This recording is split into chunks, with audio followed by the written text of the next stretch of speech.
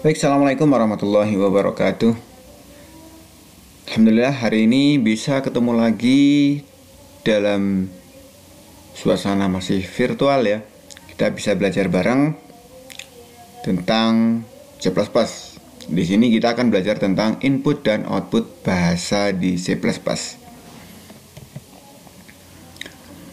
Kalau kita amati di contoh source code seperti ini, adalah di sini ada header, di atas itu ada header include, kemudian iostream, ada file iostream.h, itu yang akan diinputkan di file yang akan kita buat atau project yang akan kita buat. Kemudian ada function main, ini adalah function utama dia, integer main, kemudian diikuti dengan buka kurung dan tutup kurung. Ini yang dinamakan function main ya, function utama. Jadi di C++ ini adalah fungsi yang akan pertama kali dieksekusi. Kemudian diawali dengan kurung kurawal. Ini berarti program atau parameter atau statement dimulai. Kemudian di akhir itu ada tutup kurung. Ini artinya ini mulai, ini akhir session. Kemudian ada cout. Ada cout, kemudian diikuti dengan tanda seperti ini. Kemudian selamat belajar C++. Nah, perintah cout ini adalah perintah untuk output atau menampilkan teks setelah tanda ini itu akan tampil di layar. Nah, perintah cout ini adalah perintah yang dikenalkan oleh file iostream. Maka file iostream ini harus diincludekan ke atau dimasukkan ke dalam project yang akan kita buat. Gitu ya. Ini pernah kita pelajari. Kemudian di berikutnya kita pernah belajar juga tentang bagaimana cara mengganti baris. Misalkan kita akan menampilkan selamat belajar C++, kemudian di lab 7, tetapi di lab 7 itu akan kita ganti baris. Seperti contoh ya, di sini ini ada function main, kemudian kita akan selamat belajar C++. Kalau kita eksekusi, nah ini hanya satu baris ya. Kita amati selamat belajar C++. Nah, misalkan kita mau selamat belajar C++, kemudian kita di C7, di lab unsik, misalkan di lab unsik, lab komputer ya, lab komputer unsik. Ini sudah dicetak dua baris. Seandainya kita eksekusi, ini masih tetap satu baris. Kenapa? Karena belum ada perintah untuk ganti baris. Maka di sini cara yang pertama adalah sebelum titik koma kita ini ya, endline. Nah, berarti ini endline, berarti ini baris selesai. Artinya dalam satu baris ini adalah baris selesai. Kita eksekusi. Nah, selamat belajar C++ di lab komputer unsik. Ini cara yang pertama. Cara yang kedua, kita ini di \n. Di dalam tanda petik dikasih \n. Nggak usah spasi, nggak apa-apa. Di spasi juga tidak apa-apa. Nah, salah ya. \n ya. Nah, \n. Selamat belajar C++ di lab komputer unsik. Ini artinya ganti baris ya. Ini artinya ganti baris. Sesuatu yang letaknya setelah ini itu akan diletakkan di baris bawahnya. Seperti itu. Kemudian cara yang kedua, ini cara yang kedua sudah ya. Cara yang ketiga, ini bisa diletakkan di baris bawahnya. Misalkan di sini. Sebelum di lab komputer unsik kita kasih ini dulu. Ini juga tidak masalah. Jadi hampir sama ya. Karena Intinya sesuatu yang letaknya di \n itu akan ditaruh di bawah, baris bawah. Ini cara yang ketiga ya tadi ya. Perlu diingat \n itu letaknya di dalam tanda petik. Di dalam tanda petik. Seperti itu. Ini ya. Oke. Lanjut. Nah, sekarang kita jenis-jenis yang akan kita tampilkan ke dalam layar. Ini kenapa dikasih tanda petik? Nah, ini adalah sesuatu yang jenisnya adalah string atau teks. Ini maka diapit tanda petik. Ini tidak dikenali. Kata-kata selamat belajar C++ itu tidak dikenali oleh bahasa pemrograman C++. Maka ini diapit tanda petik. Jadi sesuatu yang berada di dalam tanda petik itu terserah, bebas, up to you. Gak ada error-errornya sama sekali, walaupun kita mengetikkan sembarang. Ini ya, di dalam tanda petik itu sembarang boleh, karena ini sesuatu yang string, teksnya string. Tetapi kalau misalkan kita mau menampilkan angka 5, nah, angka 5 Z, udah 5 itu ya. Ini tidak diapit tanda petik, artinya dia adalah sifatnya angka. Sifatnya angka. Nah, kalau kita di sini, misalkan di sini ada cout selamat datang, berarti akan menampilkan kata selamat datang ke layar. Berarti diapit tanda petik. Ini 120, mencetak angka 120 ke layar. Kemudian ada cout X dengan syarat X. Kenapa ini tidak diapit tanda petik padahal dia adalah teks? Syaratnya dia sudah dibuat sebuah variabel. Jadi di sini fungsinya untuk mencetak isi variabel X ke dalam layar. X ini adalah variabel. Kalau dalam bahasa mudahnya dia adalah wadah, tempat kita menampung sesuatu. Seperti itu. Jadi kita nanti akan menyediakan sebuah tempat yang dikasih nama A, dikasih nama B, dikasih nama C. Nah, itu adalah yang namanya variabel. Ya, ini contoh di bawah. Cout halo, saya belajar C++. Nah, di sini ini kalau tadi langsung ya selamat datang. Nah, ini dipisah-pisah nih. Halo, saya belajar C++. Ini diapit tanda petik semua. Ini boleh dipisah seperti ini, boleh tidak. Kalau menurut saya sih ini nggak simple. Hasilnya sama, tetapi di sini dia ribet. Mending dibuat yang simple seperti ini. Di petiknya itu di awal dan di akhir. Kemudian di bawah itu ada halo saya berusia each tahun. Artinya bahwa kita ini halo saya berusia itu adalah sebuah string, maka dia diapit tanda petik. Tetapi age atau umur, variabel umur ini sudah dibuat variabel. Dia tidak diapit tanda petik. Di sini ya seperti ini, X, cout X.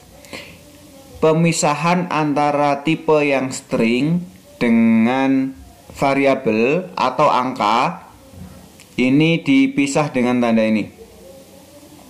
Nah, ini dua ini, kurang dari age. Seperti perintah ini, cout kan diikuti dengan perintah dengan kurang dari ini ya. Begitu juga dengan selebihnya. Setelahnya itu ada string lagi, maka dipisah lagi, dipisah dengan string ini. Tuh, jadi nanti age ini atau umur ini nanti diisi berapa gitu ya. Nanti akan tampil sesuai angkanya. Saya berusia titik-titik tahun. Tergantung tipenya itu angka atau string. Nanti variabel itu jenisnya angka atau string. Nanti setelah ini kita belajar. Nah, ini kita belajar tentang input. Kalau yang program sebelumnya kita tidak bisa menginputkan apa-apa ke dalam program yang dibuat. Ini adalah program namanya program statis. Si user atau pengguna program ini tidak bisa menginputkan sesuatu ke dalam aplikasi yang sedang kita buat. Nah, ini contoh, kalau kita input ya akan nutup sendiri. Nah, maka program yang baik itu kan harus ada inputan. harus ada inputan oleh user. Contoh, teman-teman ketika mengisi sebuah komentar atau chatting di WA, itu kan kita bisa menginputkan teks yang akan kita kirim ke sana. Itu kan bisa. Ada sesuatu program atau aplikasi yang hanya memberikan informasi kepada kita. Kita tidak bisa menginputkan sesuatu ke dalam sana, ke dalam aplikasi. Itu program statis namanya. Hanya misalkan hanya admin saja yang bisa menginput, itu ya masih bagus. Karena kepentingannya beda, si user atau pengguna hanya bisa menginputkan.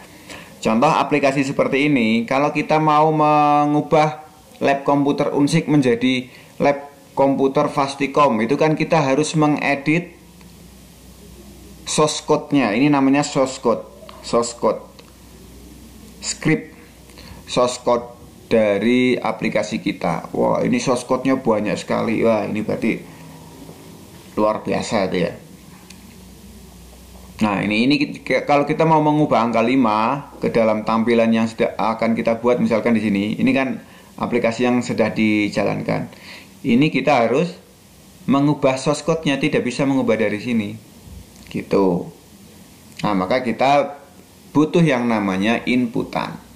Nah, inputan sudah saya siapkan di sini ya. Sebentar. Nah, ini contohnya. Di sini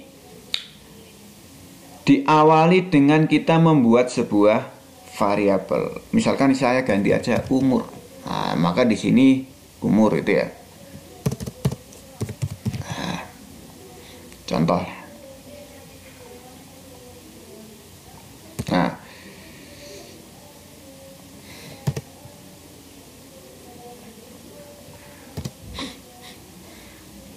contoh.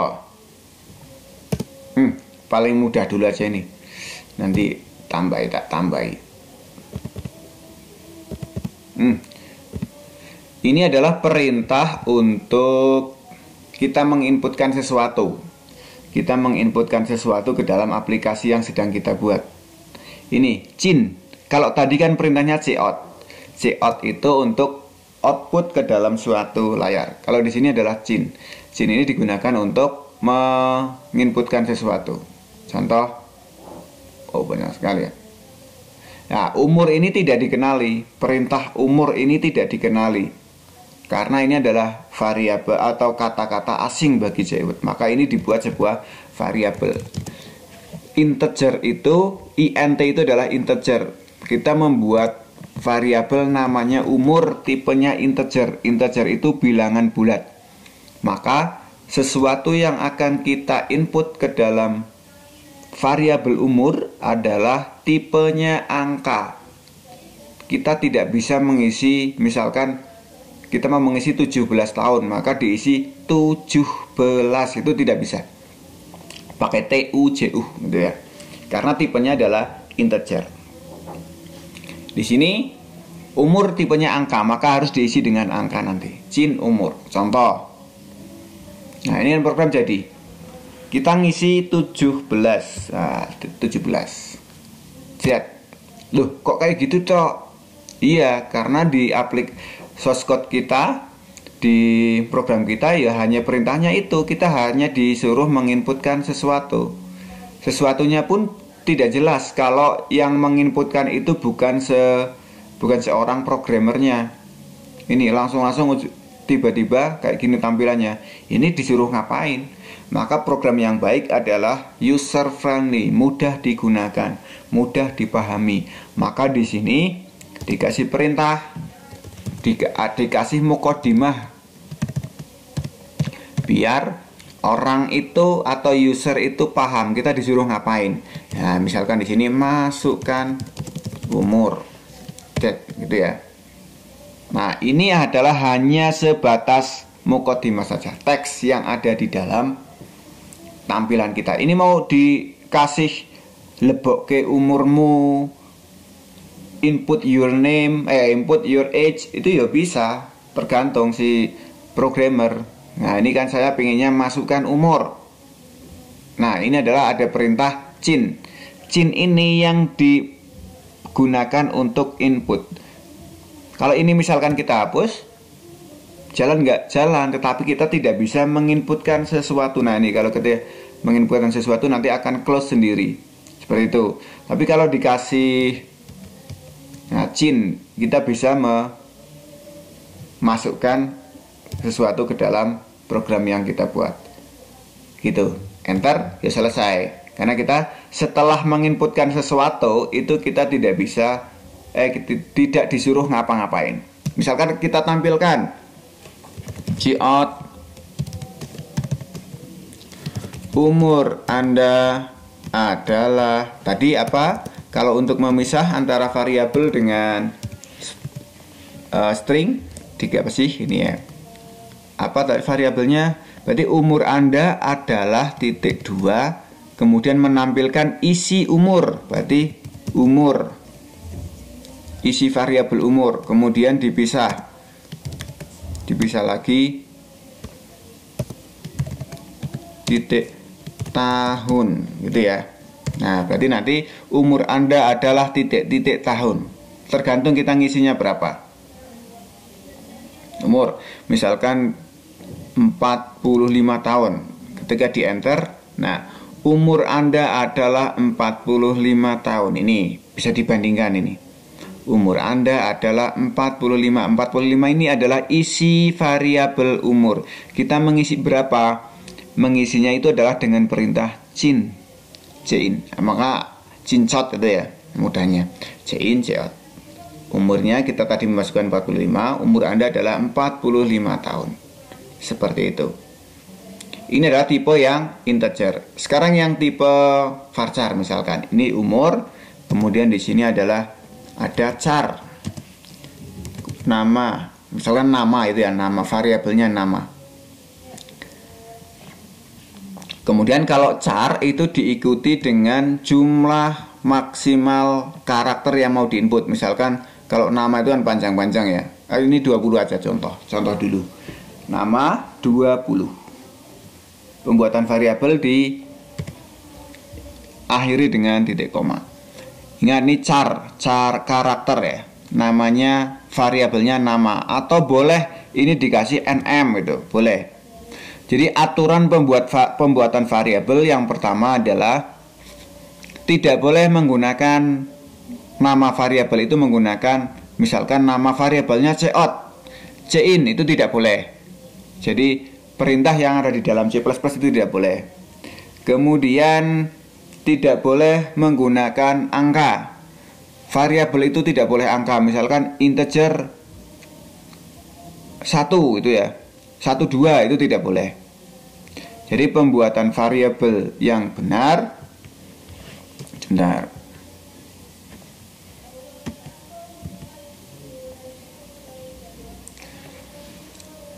Oke, lanjut dulu lah. Nanti ini masukkan char nama ya 20. Berarti misalkan di sini yang pertama adalah masukkan umur. Yang kedua cout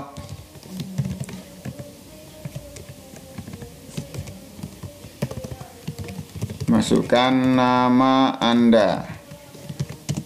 Ini berarti cin. Kalau cin diikuti dengan ini ya. Lebih dari kalau cout kurang dari. Cin nm, ini diingat nm. Itu ya. Nah, ini yang ditampilkan apa? Misalkan ini dikasih komentar. Out ini keluaran. Nah, ini kemarin pernah kita pelajari juga ini adalah sebuah komentar. Ini tidak akan berpengaruh, hanya untuk memudahkan. Ini input, ini output. Umur Anda adalah ini. Misalkan yang ditampilkan adalah nama terlebih dahulu. Cout nama Anda adalah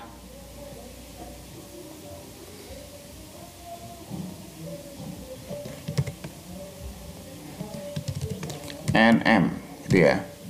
Kemudian ganti baris biar enak kan, ganti baris. ENDL.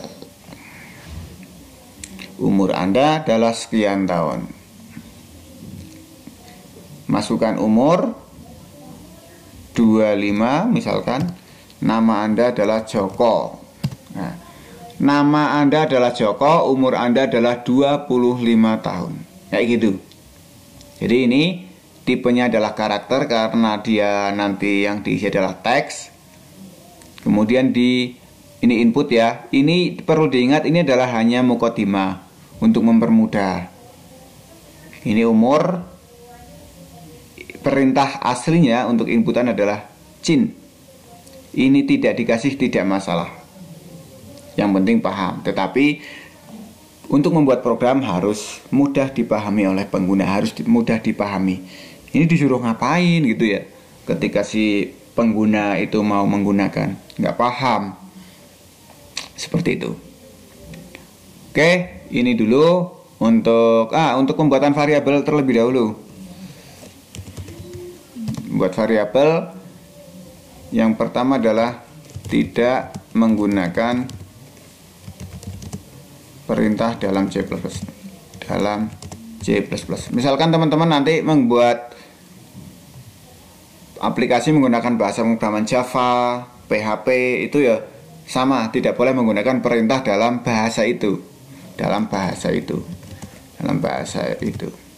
Kemudian yang kedua, tidak menggunakan spasi. Tidak boleh, tidak hanya terdiri dari angka.